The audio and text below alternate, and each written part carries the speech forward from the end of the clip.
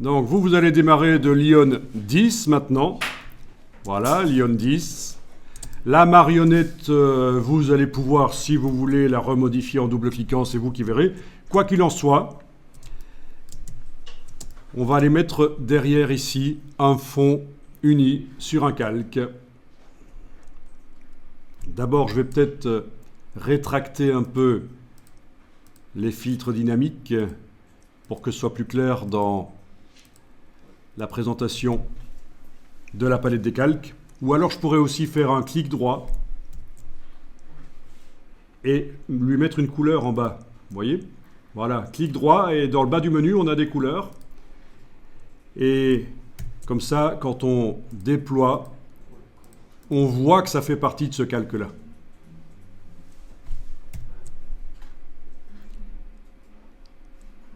Le calque ici, 1, ne sert plus du tout. C'était le premier essai où on avait gommé, donc je vais jeter le calque 1. Je vais créer un calque. Pour qu'il soit directement en dessous, c'est commande-clic ou contrôle-clic. Sinon, si c'est mis au-dessus du calque de la lionne, il suffit de déplacer en dessous. Voilà. Et ça va être le fond.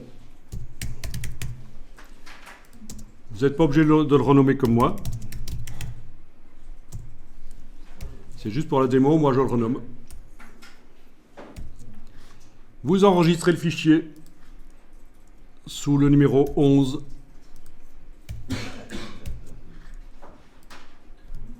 Le calque du bas est activé.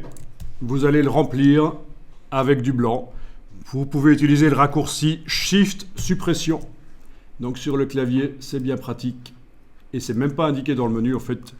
Si vous enfoncez la touche Shift et en même temps que vous avez ça enfoncé, vous enfoncez la touche Suppression, c'est le raccourci de édition Remplir. On va choisir Remplir avec couleur. Quelle couleur? Du blanc. On va mettre la pastille tout à fait au fond là-bas. Quand on a le bouton T enclenché dans le sélecteur de couleurs qui apparaît. Voilà, ok, ok. Et voilà, on a du blanc, du vrai blanc. Donc, quand on a la boîte de remplissage, c'est remplir avec couleur. Voilà, pastille au fond, parce que la plupart des gens font l'erreur de, quand ils choisissent du blanc ou du noir, de faire ça. Pour du blanc ou du noir, ils font ça. Mais en réalité, c'est pas du vrai noir, c'est pas du vrai blanc. Et après, on se retrouve avec des petites traces fantômes dans l'image, on se demande pourquoi. Donc, voilà. On pousse bien dans le coin la pastille. Voilà.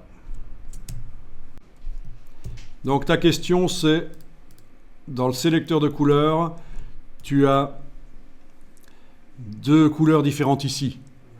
Ça n'a pas d'importance parce que celui du bas montre ce qu'il y avait avant. Et celui du haut, c'est ce que tu es en train de choisir, c'est ce qui compte. Voilà. C'est juste pour que parfois on puisse comparer l'avant-après, mais dans ce cas-ci, il n'y avait pas besoin.